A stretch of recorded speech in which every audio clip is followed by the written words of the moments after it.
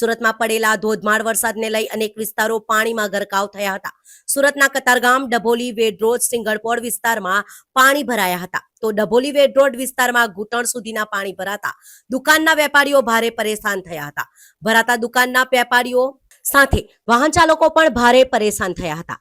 સુરત મહાનગરપાલિકાના અધિકારીઓ કર્મચારીઓ પાણીનો નિકાલ કરવામાં નિષ્ફળ નીવડ્યા હોય દુકાનની બહાર ઘૂંટણ સુધીના પાણીનો નિકાલ કરવા ખુદ વેપારીઓ કામે લાગ્યા હતા। જે કામ સુરત મહાનગરપાલિકાના કર્મચારીઓએ કરવાનું હોય તે લોકોએ જાતે કરવું પડ્યું છે।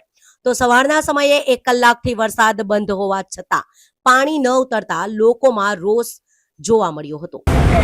મારું નામ નરેન્દ્રભાઈ પાંડવ, વોર્ડ નંબર 7ના કોર્પોરેટર અને લાઇટ એન્ડ ફાયરના વાઇસ ચેરમેન તરીકે।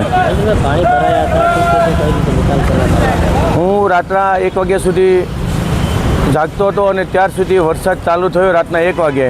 અને આપ જોઈ શકો છો કે આગાહી હતી વરસાદની આગાહીને કારણે વરસાદ વધારે પડવાના કારણે વેર રોડ પર પાણી ભરાણા હતા। તો આપ જોઈ શકો છો અત્યારે 11:30 થયા છે। અત્યારે લગભગ મારો વિસ્તાર ક્લીન શીટ થઈ ગયેલ છે।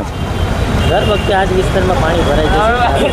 હવે ધાર્યા કરતાં વરસાદની આગાહી કરતાં વધારે જો ઇંચ વરસાદ પડતો હોય તો કોઈ પણ જગ્યાએ પાણી ભરાતા હોય।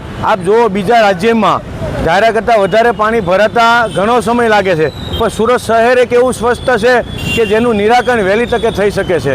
અહીંયાના લોકો ખૂબ પરેશાન થાય છે, પાણી ભરાવાને લઈને વેપારીઓ બી બહુ અકળાઈ રહ્યા હતા, ગુસ્સે થઈ રહ્યા હતા। આમાં એવું છે કે આ કતારગામ વેડ રોડ છે એ પહેલેથી નીચો વિસ્તાર છે એવું મને વર્ષોથી પાણી, પણ થોડો ઘણો વરસાદ વધારાને કારણે 1-2 કલાક તો જેનું શોષણ કરવું પડતું હોય છે। પણ અત્યારે આપ જોઈ શકો છો કે 2 થી 3 કલાકમાં ક્લીન શીટ થઈ શક્યું છે। એવું નથી કે આપણે મીડિયાની સામે નથી બોલતા, આપ બી જોઈ શકો પાણી હતું અને અત્યારે નથી, આપ બી બતાવી શકો છો।